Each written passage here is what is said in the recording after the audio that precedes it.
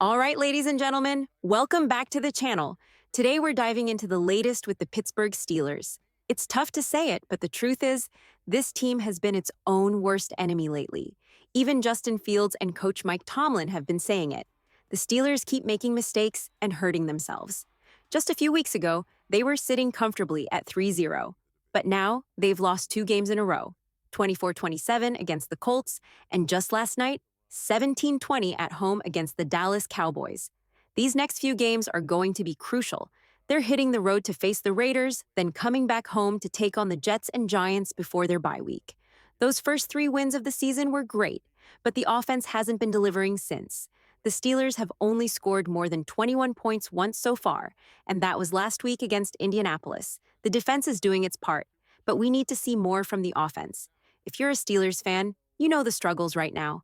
The offensive line is completely banged up, and there's not much help at wide receiver.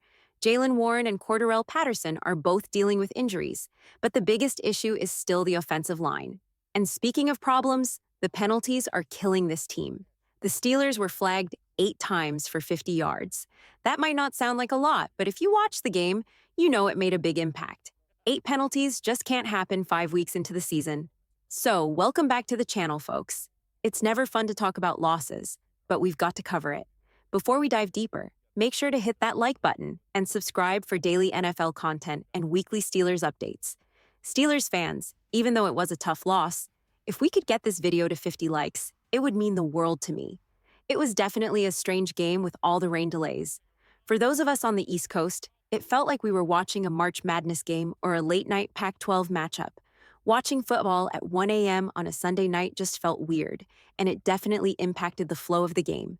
Now, let's talk about the offensive performance. It was disappointing, to say the least. We'll get into more details about the offense later, but for now, I want to touch on the running game. The Steelers really struggled to get any momentum against the Cowboys' defense. Najee Harris had 14 carries for only 42 yards, averaging just 3 yards per carry. As a team, they only managed 92 rushing yards on 26 carries, averaging 3.5 yards per carry. What's even more frustrating is that I was expecting a big game from Najee Harris. Coming into the game, the Cowboys were allowing 4.6 yards per carry over the first month of the season. I thought Harris would have a breakout performance, but it just didn't happen. The Steelers also went just 3 for 12 on third downs, which made it even harder to sustain drives and put points on the board. On the defensive side, they did their best. They gave up 440 yards to Dak Prescott and allowed the Cowboys to convert 9 of their 15 third downs, but they were put in tough situations all night. It's hard for the defense to hold up when the offense isn't giving them any help. We'll break down more of what went wrong offensively in just a bit, but it's safe to say it was a rough outing for the Steelers overall. But let's give credit where it's due. The Steelers' defense made some big plays when it mattered. I get it. Giving up 444 yards and allowing the Cowboys to go 9 for 15 on third down doesn't look great. But the defense stepped up when they had to, right until the last moments of the game when Dak and the Cowboys scored the winning touchdown. There were some key turnovers that almost changed the game. For most of the night, it felt like the defense was going to do just enough to keep the Steelers in it. Early on, Dallas made it into the red zone on 4 consecutive drives, but only came away with 3 points. The score was tied at 3-3, thanks to some strong defensive stands. TJ Watt and Nick Herbig both had a sack and a forced fumble. Later, Dante Jackson made a fantastic interception that was meant for CeeDee Lamb. The big plays didn't stop there. There was a blocked field goal, and Joey Porter Jr. picked off a pass that set up a Justin Fields touchdown. Now, I know the defense gave up a lot of yards and third down conversions, but they weren't on the field the entire game. The Steelers had possession for around 27.5 minutes compared to Dallas's 32.5 minutes. Even so, the defense only allowed 20 points. With a performance like that, you've got to win the game. No excuses. Let's talk about Justin Fields.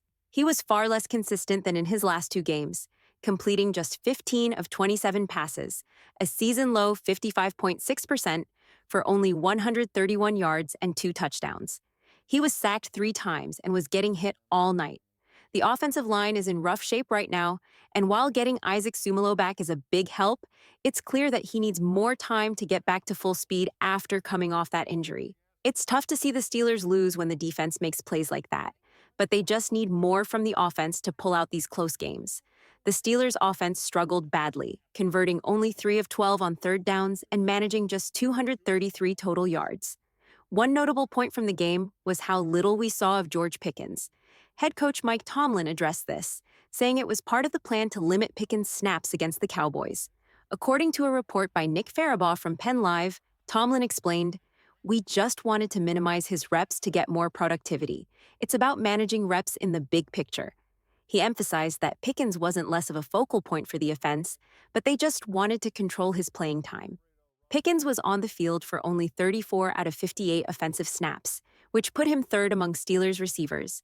Tomlin compared it to how they sometimes limit the snaps of defensive linemen like Cam Hayward, though he acknowledged that Hayward is at a different stage in his career compared to Pickens. There's no hidden story here. It's purely about managing snaps, according to Tomlin. Despite playing fewer snaps, Pickens was still targeted a team-high 7 times, but only ended up with 3 catches for 26 yards. There was also a moment of frustration where Pickens grabbed a Cowboys face mask and threw him to the ground. That's just part of the competitive nature of football. It's understandable in the heat of the moment, but not what you want to see happening. I'm not saying the Steelers have a wide receiver problem or an issue with George Pickens. It's more about finding the right balance. We've seen similar frustrations with star receivers in the past, like with Stephon Diggs last season. But just to be clear, I'm not suggesting the Steelers should trade Pickens or anything like that. It's just a matter of managing the situation better going forward. By the way, there's a rumor that Davante Adams could be traded within the next 48 hours.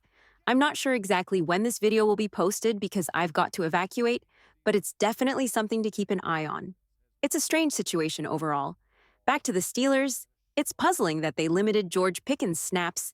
He's not at the stage of his career where snap management should be a focus, like it might be for a veteran like Cam Hayward.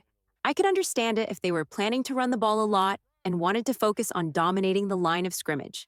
Pickens hasn't always been the most eager blocker, especially recently, so maybe that factored into the decision. But still, it's a weird call. Even with Najee Harris, he only got 14 carries for 42 yards. And it's not like the game got out of hand. The score was just 6-3 at halftime, and I actually thought the Steelers were in control, despite being down. Throughout most of the game, it never really felt like Pittsburgh was going to lose. It just ended up being a weird loss from start to finish. It's a long season, though. Football is truly a game of inches. The Steelers have a favorable schedule coming up against teams that are dealing with their own struggles. The Raiders are likely losing Davante Adams soon. The Jets are a mess offensively, despite having a solid defense. And then, they have the Giants in 3 weeks before hitting the bye. If the Steelers can go 2-1 in these next 3 games, they'll be sitting at 5-3 going into the bye. From there, it'll be up to them to handle the divisional matchups.